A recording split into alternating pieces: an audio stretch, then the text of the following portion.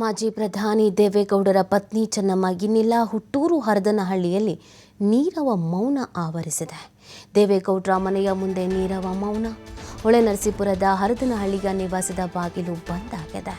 ಹರದನಹಳ್ಳಿ ಗ್ರಾಮದಲ್ಲಿ ಸೂತಕದ ವಾತಾವರಣ. ಹಾಸನ ಜಿಲ್ಲೆ ಹೊಳೆನರಸೀಪುರ ತಾಲೂಕಿನ ಹರದನಹಳ್ಳಿ. ಚೆನ್ನಮ್ಮ ಅವರು ಇತ್ತೀಚೆಗೆ ಅಂದರೆ ಒಂದು 4-5 ತಿಂಗಳಿಂದ ಅಲ್ಲಿಗೆ ಹೋಗದೇ ಇರ್ಬೋದು. ಅದನ್ನು ಹೊರತುಪಡಿಸಿ ಏನೇ ಇದ್ದರೂ ಅಲ್ಲಿಗೆ ಹೋಗೋರಂತೆ. ಅಲ್ಲಿರೋರ ಜೊತೆಗೆಲ್ಲ ಮಾತಾಡೋದು, ಕುಟುಂಬಸ್ಥರ ಮನೆಗೆಲ್ಲ ಹೋಗೋದು, ಯಾವುದೇ ಮದುವೆ ಆಗಿರ್ಬೋದು, ಕಾರ್ಯಕ್ರಮಗಳಾಗಿರ್ಬೋದು ಅದಕ್ಕೆ ಹೋಗೋದು, ಅಲ್ಲಿ ಅಕ್ಕಪಕ್ಕ ಮನೆಯವರನ್ನು ಮಾತಾಡಿಸೋದು, ಕುಟುಂಬಸ್ಥರ ಜೊತೆಗೆ ಪ್ರೀತಿಯಿಂದ ಇರೋದು, ಈ ಕೆಲಸವನ್ನು ಮಾಡ್ತಾಯಿದ್ರು.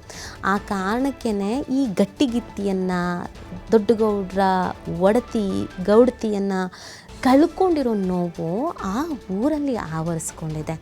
ಯಾಕಂದರೆ ನೀವು ದಾನ ಧರ್ಮ ಮಾಡೋದು ಅಂತ ಹೇಳ್ತಾರಲ್ಲ, ಅದು ಏನು ಅಂದ್ಕೊಂಡಿದ್ದೀರಾ?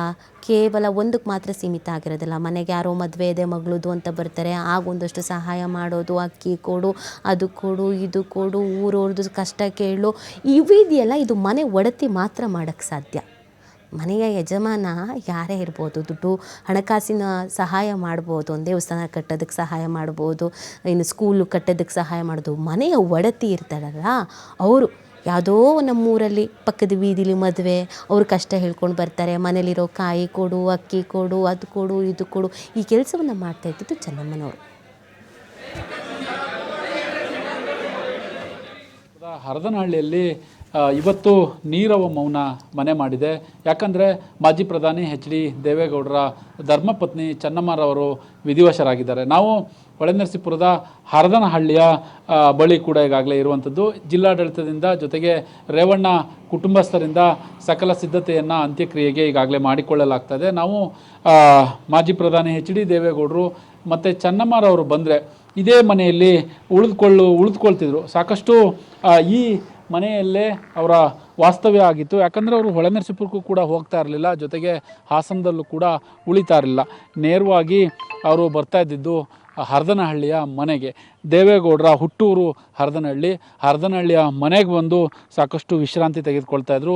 ಇಲ್ಲೇ ಕೂಡ ಕಾರ್ಯಕರ್ತರನ್ನ ಮಾತನಾಡಿಸ್ತಾಯಿದ್ರು, ಬಂದಂತಹ ಸಂಬಂಧಿಕರನ್ನ ಮಾತನಾಡಿಸ್ತಾಯಿದ್ರು. ಇವತ್ತಿನ ದೃಶ್ಯಾವಳಿಗಳೇನಿದೆ ಆ ದೃಶ್ಯಾವಳಿಗಳನ್ನು ನೋಡ್ತಾ ಇದ್ದರೆ ಯಾಕೋ ಒಂದು ಕಡೆ ಬಿಕೋ ಎನ್ನಿಸ್ತಾ ಇರುವಂತಹ ದೃಶ್ಯಗಳು ಕಾಣಸಿಗ್ತಾ ಇದೆ. ಯಾರೂ ಕೂಡ ಜನರು ಮನೆಯಿಂದ ಆಚೆ ಬಂದಿಲ್ಲ. ನೋವಿನಲ್ಲಿ ಇರುವಂತಹ ದೃಶ್ಯಗಳನ್ನ ಈಗಾಗಲೇ ಕಾಣ್ತಾ ಇದ್ದೀವಿ. ಜೊತೆಗೆ ಹರದನಹಳ್ಳಿಯಲ್ಲಿ ದೇವೇಗೌಡರ ಹುಟ್ಟೂರು, ಆ ಹುಟ್ಟೂರಿನಲ್ಲಿ ನಿಜಕ್ಕೂ ಇವತ್ತು ನೀರವ ಮೌನ ಮನೆ ಮಾಡಿದೆ. ಚೆನ್ನಮ್ಮರವರು ಸಾಕಷ್ಟು ಸಾವಿರಾರು ಲಕ್ಷಾಂತರ ಅಭಿಮಾನಿಗಳನ್ನ ಕೂಡ ಹೊಂದಿದ್ದರು. ಸಾಕಷ್ಟು ಹೇಳ್ತಾಯಿದ್ರು, ರೇವಣ್ಣ ಅವರ ತಾಯಿಯ ದುಃಖವನ್ನು ಅಂದರೆ ಏನು ಸಾವನ್ನು ನೆನೆದು ಸಾಕಷ್ಟು ಕಣ್ಣೀರು ಹಾಕ್ತಾಯಿದ್ರು. ಜೊತೆಗೆ ಸಾಕಷ್ಟು ಜನಕ್ಕೆ ಅನ್ನ ಹಾಕಿದ್ರು, ನಮ್ಮಮ್ಮನ್ನ ಕೂಡ ಕಳೆದುಕೊಂಡಿದ್ದೀವಿ ಅನ್ನುವ ಮಾತುಗಳನ್ನ ಹೇಳ್ತಾಯಿದ್ರು. ಇವತ್ತು ಆ ಹರದನಹಳ್ಳಿಯ ಇಂಪಾರ್ಟೆಂಟ್ ಮನೆ ಏನಿದೆ ದೇವೇಗೌಡರ ನಿವಾಸ, ಆ ನಿವಾಸ ಇವತ್ತು ಬಿಕೋ ಅಂತ ಇರುವಂತಹ ದೃಶ್ಯಗಳು ಕಾಣಸಿಗ್ತಾ ಇದೆ. ಯಾಕಂದರೆ ಈಗಾಗಲೇ ಮಾರ್ಗ ಬದಲಾವಣೆ ಮಾಡಲಾಗಿದೆ. ಇಲ್ಲಿ ದೊಡ್ಡ ದೊಡ್ಡ ವಾಹನಗಳನ್ನ ಸಂಚಾರ ಮಾಡಲಿಕ್ಕೆ ಜಿಲ್ಲಾಡಳಿತ ನಿಷೇಧ ಮಾಡಿ ಆಗಿದೆ. ಒಂದು ಕಡೆ ಆ ಹರದನಹಳ್ಳಿಯ ದೃಶ್ಯವನ್ನು ನೋಡ್ತಾ ಇದ್ದೀವಿ, ಇನ್ನೊಂದು ಕಡೆ ಈಗಾಗಲೇ ದೇವೇಗೌಡರ ಮನೆಯನ್ನು ಕೂಡ ಈಗಾಗಲೇ ನೋಡ್ತಾ ಇರ್ಬೋದು. ಇವತ್ತು ಪದ್ಮನಾಭ ನಗರದಿಂದ ಹಾಸನದತ್ತ ಕೂಡ ಪಾರ್ಥಿವ ಶರೀರ ಹೊರಡುತ್ತೆ. ನಂತರ ಹೊಳೆನರಸೀಪುರಕ್ಕೆ ಹೋಗಿ ರೇವಣ್ಣರವರ ನಿವಾಸದಲ್ಲಿ ಒಂದಿಷ್ಟು ಗಂಟೆಗಳ ಕಾಲ ಅಂತಿಮ ದರ್ಶನಕ್ಕೆ ವ್ಯವಸ್ಥೆ ಮಾಡಲಾಗಿದೆ. ನಾಳೆ ಹಿಂದೂ ಮತ್ತು ಒಕ್ಕಲಿಗ ಸಂಪ್ರದಾಯದಂತೆ ಏನು ಅಂತ್ಯ ಸಂಸ್ಕಾರ ನೆರವೇರುತ್ತೆ ಅನ್ನುವ ಮಾಹಿತಿಯನ್ನು ರೇವಣ್ಣ ಕುಟುಂಬಸ್ಥರು TV5ಗೆ ತಿಳಿಸಿರುವಂಥದ್ದು. ಕ್ಯಾಮ್ರಾ ಪರ್ಸನ್ ಕಿಶೋರ್ ಜೊತೆ ಪ್ರಕಾಶ್, TV5 ಹಾಸನ.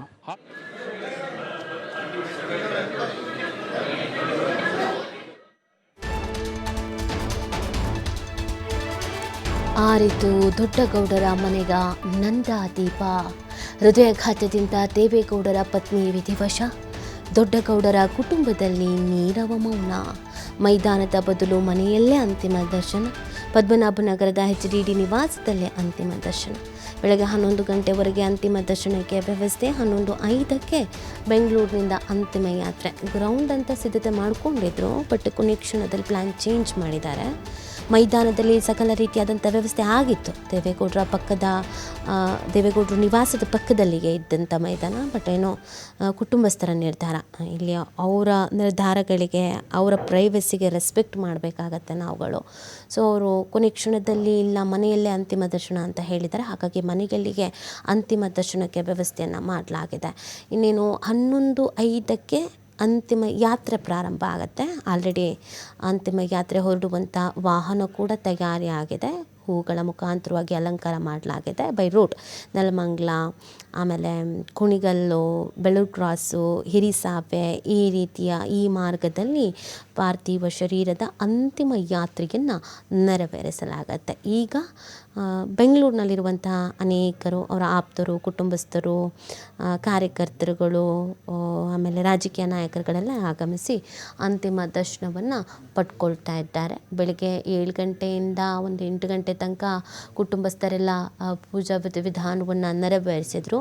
ಗೌಡ ಸಂಪ್ರದಾಯ ಅಂದರೆ ಒಕ್ಕಲಿಗ ಸಂಪ್ರದಾಯದಂತೆ ಹರಿಕತೆ ಹೇಳೋದಾಗಿರ್ಬೋದು, ತಿರುಪತಿ ತಿಮ್ಮಪ್ಪನ ನೆನಪಿಸಿಕೊಳ್ಳೋದಾಗಿರ್ಬೋದು, ಈ ಥರದ ಕಾರ್ಯಗಳೆಲ್ಲವೂ ಕೂಡ ಬೆಳಗ್ಗೆಯಿಂದ ನೆರವೇರಿದೆ. ಅವರ ಕುಟುಂಬಸ್ಥರೆಲ್ಲರೂ ಕೂಡ ಈ ಕಾರ್ಯದಲ್ಲಿ ಭಾಗಿಯಾಗಿದ್ದಾರೆ.